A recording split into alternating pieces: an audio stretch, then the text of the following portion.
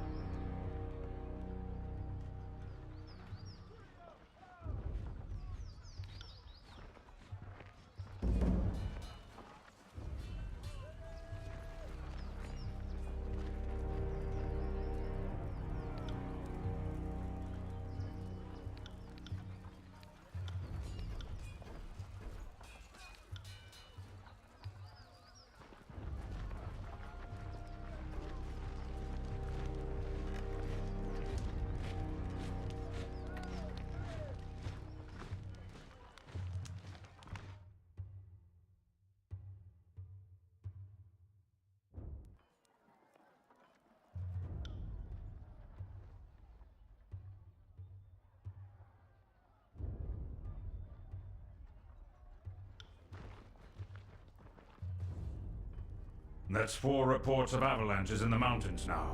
The Tiersmen can barely count past 9. They have neither the capacity nor the cause to close off the mountain passes. Either way, that leaves the 2nd and 4th cohort trapped outside the valley.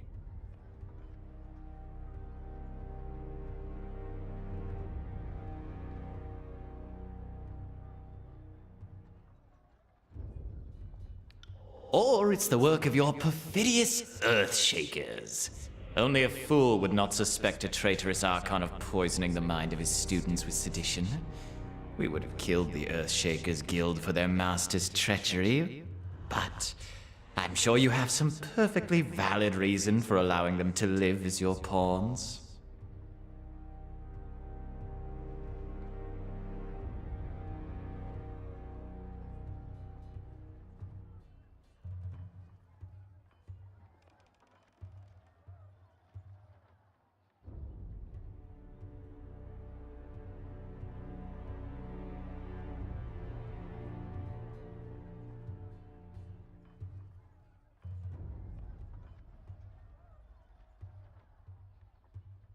Hey, watch yourself. When these two get going, you don't want to get between them.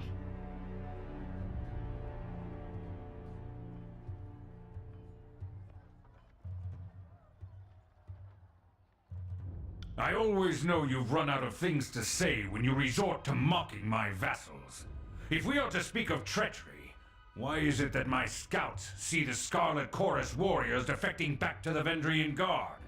Your fearsome reputation has gone flaccid, for it seems you cannot control your soldiers, or perhaps you simply choose not to.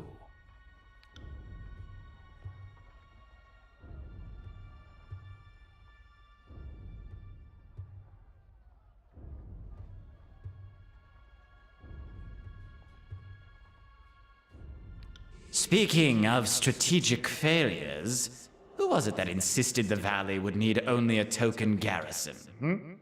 For some strange reason, we can't seem to recall which balding halfwit grossly underestimated the enemy.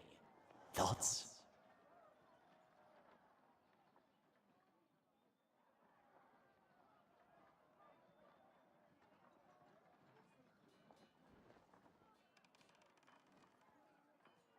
And I thought you had left agents within these Tiersmen when they surrendered. Either you failed to see this coming, or you knew and let it happen. Incompetent or in cahoots, either way, this mess has your filthy stink all over it.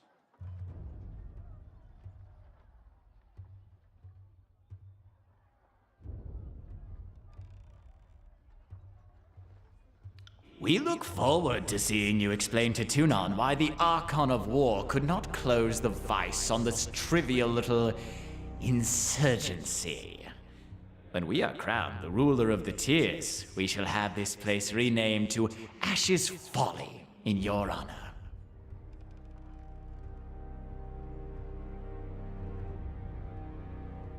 If I could trust the information I get from you and your conscripted mouth breathers, perhaps I'd order my cohorts around a bit more aggressively. But last time I trusted your all-clear report, my troops failed to come home. Oh, Ash, old boy. If you're going to have a little sob every time one of your nieces or nephews dies to the Tiersmen, perhaps we should have Siren sing you some calming lullabies to help you cope with your grief.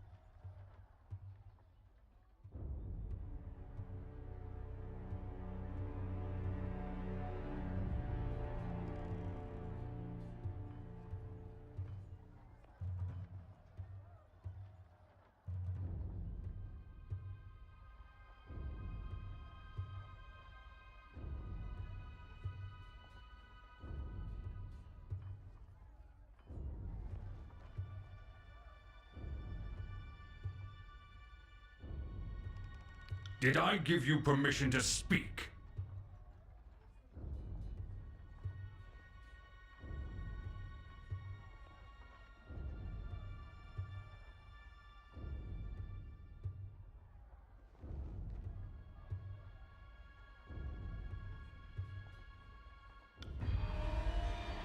How wonderful you could join us, Quakebringer, Executioner of Cairn. You grace us with your presence. He's hoping you have another edict for bringing childish archons to heel.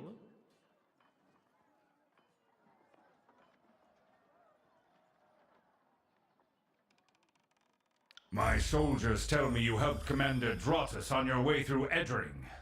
You honor the court with your selfless cooperation, for that is the sort of camaraderie that Kyros demands of us all.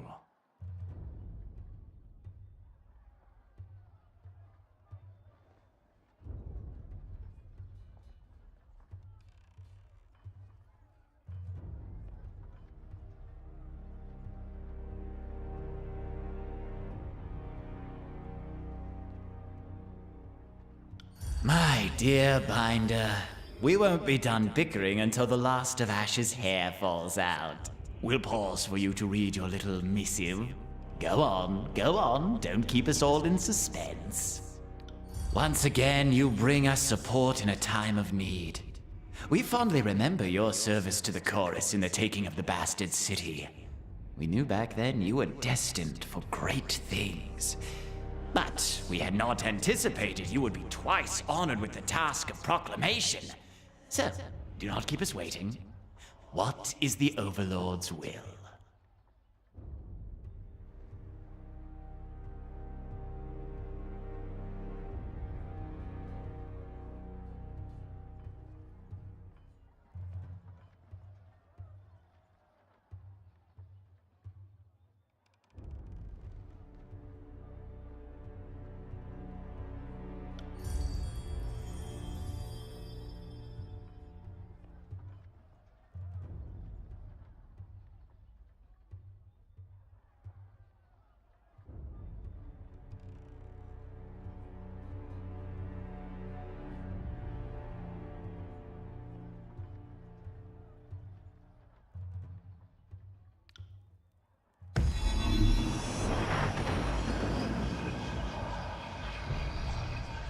The Overlord means to compel us into action. No doubt the avalanches in the mountains are part of this ultimatum. We must conquer the Oathbreakers or die in failure. There is no room for error, and no other way out of this valley alive. We'll need to advance across the Mittani. We lose everything if we stand still. And we move to backup Plan Green. The Earthshakers didn't make it over the mountain in time. So we do this the hard way. Over the walls instead of through.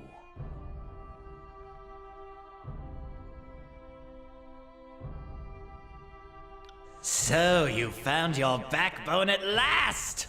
Oh, we were worried past humiliations would make you soft, timid. That was a record for you, right? The baker's dozen lost in one sortie. If you had waited for the chorus reinforcements, maybe we'd have eyes and ears on the matter.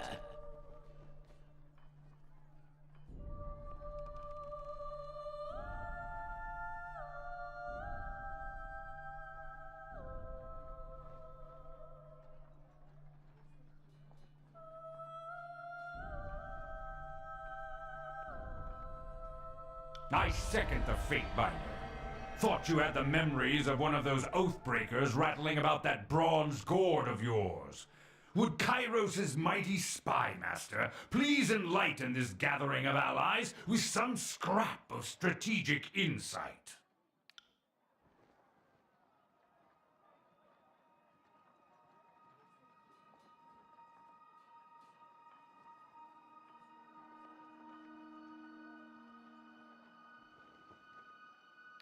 Our river was to be the bulwark, but with the tidecasters slain, what hope remains? It's so cold in here. Help me, please.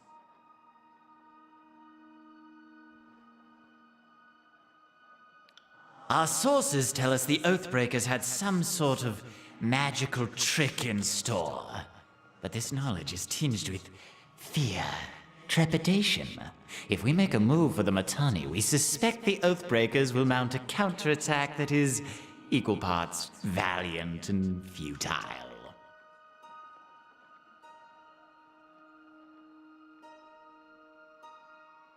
Good ear, young Fatebinder. When the Vendrian guards surrendered, Mittani Yanev had the audacity to demand an audience. Being the gracious Archon we are, we obliged. What the good captain knew, we now know.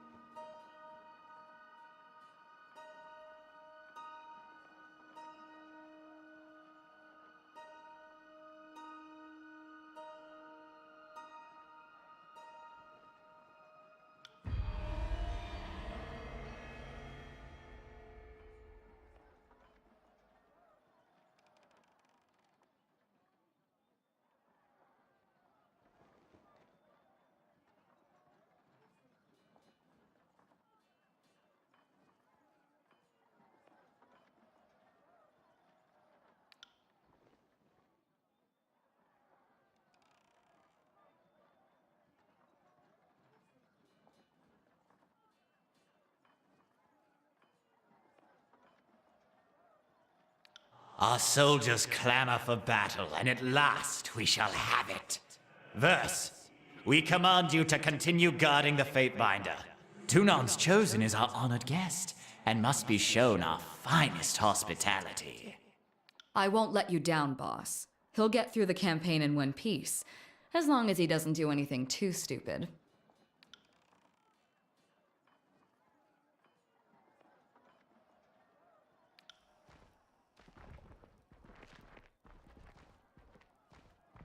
Finally, the fool and his puppet are gone. Perhaps now I can hear myself think.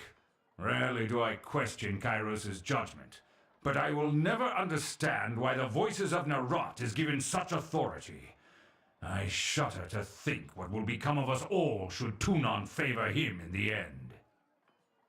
Though the Edikt threatens the Scarlet Chorus just as it threatens us, I cannot shake the feeling that our allies will work against us. I am reminded of our last campaign, here in Vendrian's Well, when the Scarlet Chorus insisted we observe an armistice to cater to some backwoods tearsman festival of carnality. We were lucky you were present to overrule such a foolish notion, so it is good you are here now to squash any further spurious delays.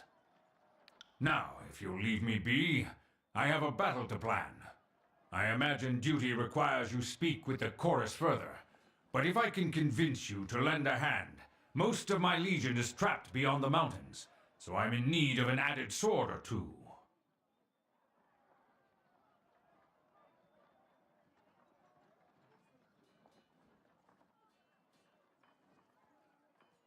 If you wish to be counted amongst the glorious, speak with the Iron Marshal. She will direct the order of battle until we are ready for the final push into the Citadel.